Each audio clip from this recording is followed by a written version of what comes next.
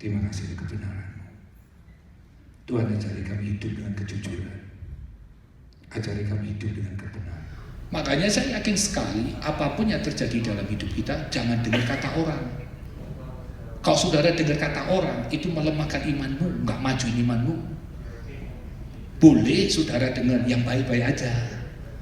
Yang nggak baik-baik, buang di trash can. Makanya saya ngomong buat saudara beberapa minggu yang lalu. Buka di dalam Matius 12 ayat 18. Nah, saya rewind.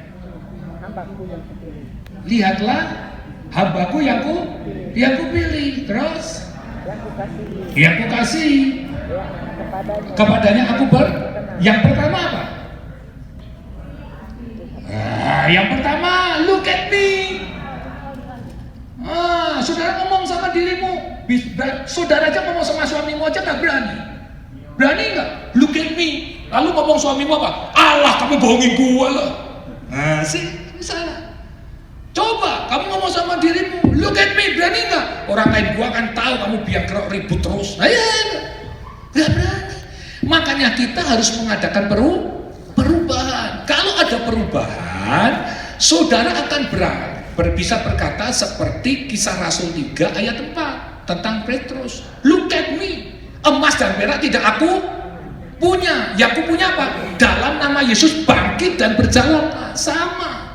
Kita harus mengadakan perubahan. Tuh lihat, sekarang bangku sudah menjadi merah semua, omos. Kalau bangku ini tidak ada yang betulin, bangkunya jadi apa?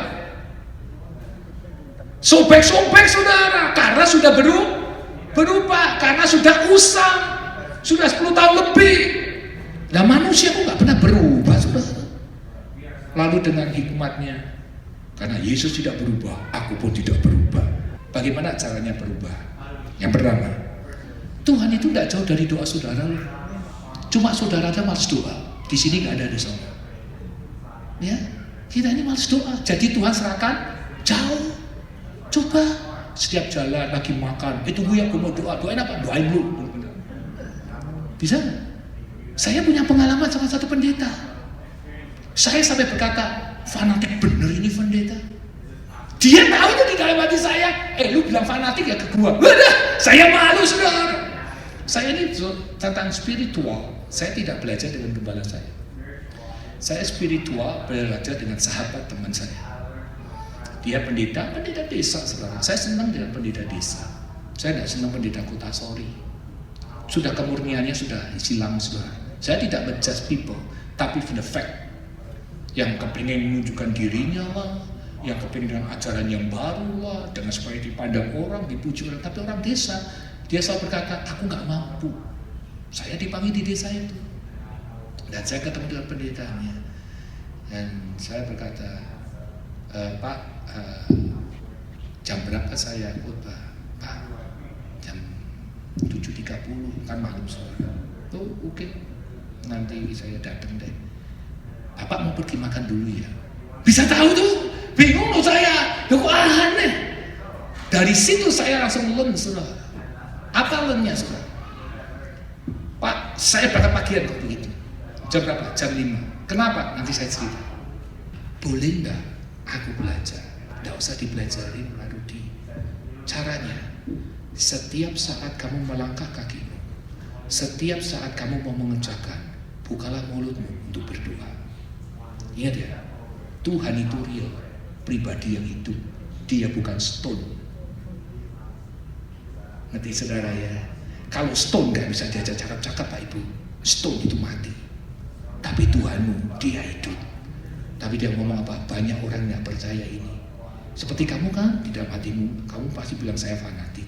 Bingung saya saudara, bisa baca isi hati saya. Apa gak hebat ini orang? Wih, sakti banget saya berkata begitu saudara. Dan terakhir dia mengatakan, yang harus bisa kau katakan pada orang, look at me. Tuh saudara. Kamu harus bisa berkata kepada semua orang, I'm so the light. Sebab Tuhan adalah terang dan garam dunia. Saudara harus jadi seperti itu. Jadi apa? Look at me. Perhatiin baik-baik. Kalau saudara ingin perubahan, ini yang terjadi. Ini yang seringkali berkali-kali terjadi dalam kehidupan kita. Kita ini seringkali satu, memusingin kata orang, difitnah, dikomentarin orang lain, macam-macam. Yes or no? Yes or no? Kenapa sih kita pusing dengan kata-kata orang? Kenapa saya ngomong begitu, Pak? Nyindir, saya nggak nyindir, saya ngalamin nih, Pak. Waktu zaman Aplet, habis muka saya. Saya ini seorang boxer, saya nggak bisa diomongin juga. Saya diomongin, saya panggil itu orang itu. Kalau benar, ya oke, saya diam. Kalau nggak benar, saya panggil, dia saya ajak berantem. Tanya isi saya. Kita ribut berapa orang tuh di Aplet, saya tanyai satu-satu, Pak. I don't care. Tapi itu tidak menyelesaikan masalahnya. Tuhan mengatakan, kamu hanya cukup mendoakan saja. He is alive. He knows stone. Lihat, yang bisa membuat kamu masuk ke surga itu Tuhan. Yang kaki dan tangannya terpancap paku. Hebat, dia mau meninggalkan semuanya loh, saudara. Lah kita cuma diomongin aja, setengah pusing kita, mau pingsan-pingsan sampai sakit, sampai kerokan, minta isi pijetin, sampai pergi ke dokter. Ya ampun, ya ampun. Ya, yang kedua, nikmati hidupmu, jadilah apa yang Tuhan mau. Halo, kita ini kok nggak bisa nikmati hidup? Kalau kamu difitnah, berarti dia sayang kau, terobsesi jadi kau. Hebat dong saudara populer. Halo, benar nggak kira-kira saudara? Jangan pusing. Syukurin apa yang ada padamu. Jalankan apa yang Tuhan inginkan. Wah, happy saudara. Dan yang ketiga, jangan dengar kata orang. Orang kamu nggak minta makan sama orang itu. Yes, kamu nggak minta makan dengan orang itu. Hidup itu sederhana. Sesederhana orang lain mengomentari hidup saudara. Contohnya, saat kamu miskin, kamu dibilang pemalas, betul? Saat kamu kaya raya, kamu dibilang apa? Sombong sama pelit. Nah, iya kan? Saat kamu bangkrut, kamu dibilang apa? Kamu bodoh dan royal. Sih, apa aja juga enggak. Jadi saudara tetap aja dikomentarin apa dengan kata orang. Halo, saudara tidak hidup dengan orang itu kok. Benar nggak? Apa yang saudara hidup? Sepeser pun juga nggak ngasih saudara. Forget it saudara. Apapun kondisi saudara tidak akan lepas dari komentar orang. Halo, coba ngomong kiri kanan, bener? Lu jangan senyum aja, denger no. Lu jangan lihat saya, sudah lihat kiri kanan. Lu jangan senyum aja, denger itu.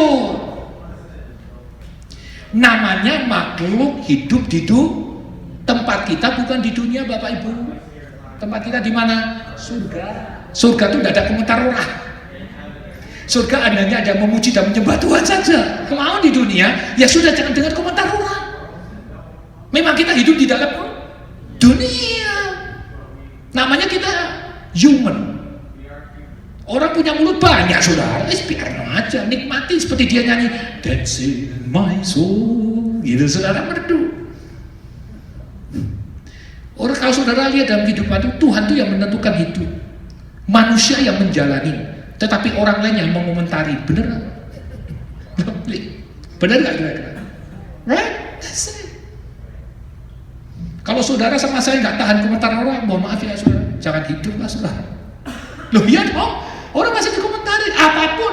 Sudah pakai celana yang panjang, gila, norak banget gitu. Pakai celana di atas lutut, gila, pamer badan. Apalagi pusing saudara. Udah pakaian lagi, dibilang gua gila loh. Loh seperti orang gila, itu sudah lagi. Pakaian yang rapi, dibilang apa? Norak. Lah iya saudara. Saudara tidak bisa menutup orang itu dengan tangan saudara karena mulutnya banyak. Ini kan ya. Tapi saudara bisa, yang saudara lakukan, tutup kedua belah telingamu dengan apa? Tangan saudara. Itu bisa. Benar? Supaya jangan dengar kata orang. Jangan pedulikan apa yang menjadi pemikiran mereka tentang saudara, apa yang ingin dikatakan. Karena orang lain itu, banyak orang lain kepingin saudara juga, kepingin saudara gagal. Tapi orang yang mengomentari kepingin saudara gagal, orang itu juga gagal juga saudara. That make sense saudara? Makanya saya mengatakan buat saudara hari ini, saya cuplik namanya Robert Einstein. Dia ngomong begini. Robert Einstein mengatakan, jangan pusing dengan omongan orang. Kadang mereka punya mulut, tapi tidak punya apa? Otak. Nanti ya saudara ya, ingat baik-baik itu. Camkan Robert Einstein yang ngomong, bukan Rudi Gunawan, yang Robert Einstein. Ini. Pak, jadi saya mau hidup kita itu ada perubahan. Supaya seperti Alkitab berkata, look at me. Kalau saudara bisa jadi itu, saudara jadi orang luar biasa. Halo, adakan perubahan. Kalau saudara punya perubahan, saudara juga senang melayani Tuhan toh. Saya ulang sekali lagi, itu kata Robert Einstein. Tidak usah saudara menjadi sakit hati kalau diomongin orang. Jangan. Kalau bahasa Indonesianya baper. Tahu baper nggak? Baper tahu nggak? Apa coba? Hah? Pinter saudara. Jangan dibawa perasaan. Nah ini biasanya terjadi pada wanita. Wanita mainnya perasaan terus dirasa-rasa, digodok-godok, diobok-obok, dicari-cari. Jangan. Jadi seperti pria, lu mau ngomong apa forget gitu aja. Nah itu pria saudara. Cuma pria itu senangnya kerja melulu, istri disingkirin saudara. Maunya apa? Karir aja saudara. Jangan begitu. Lu berani kawin, berani pelihara istri dan anakmu dengan perhatian yang ada. Halo, that make sense saudara? Makanya sekali lagi, jadi akhirnya apa? Akhirnya Tuhan itu melihat setiap perbuatanmu, bukan kata orang. Yang harus dipertanggungjawabkan adalah perbuatanmu. Perbuatan tentang apa? Apakah kamu baper? Apakah kamu sakit hati? Apakah kamu kecewa? Itu di pihak yang diomongin. Sedangkan di pihak yang ngomongin, dia akan mempertanggungjawabkan jawab setiap ucapannya di hadapan Tuhan jika dia tidak bertobat. Ini hasilnya. Kalau sudah tahu itu, hidupmu apa? Enak, tidur enak, makan enak, datang orang dibayarin. Sudah pernah gak? Makan dibayarin. Sudah makan dibayarin enak gak? Enak saudara. Datang-datang mau bayar, udah bayar. Kan gitu saudara. Dalam hati kalau gitu nambah lagi kita. Kan gitu saudara. Saya beritahu buat saudara, berkat itu akan datang sejalan dengan hati kita. Selama hati kita lurus, hati kita bersih, kita ngerti firman bahwa kita harus dari salt and light. Kita ngerti firman, look at me, semua orang look at me. Maka aku harus betul-betul menjadi contoh dan teladan. Kalau kau bisa lakukan itu, kau adakan perubahan, maka itu luar biasa.